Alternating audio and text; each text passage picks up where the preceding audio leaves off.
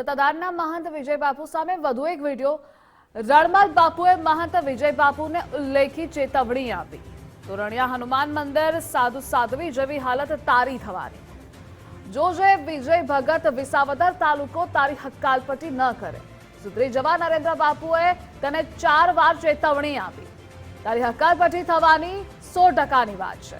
શાંતિથી આપા ગીગા પાસે માફી માંગી દે। વિજય ભગત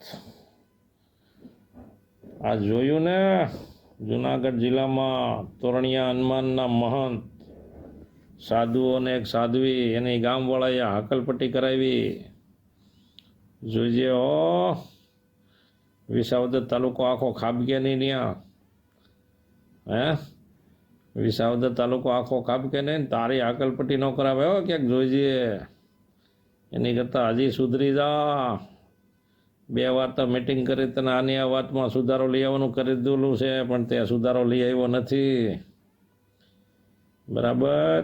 એટલે હવે તું સુધરી જા અને મીડિયાવાળાને બોલાવી અને તારું જે કાંઈ પાપ હોય પોકારીને કહી દે, એટલે વાત પૂરી થાય।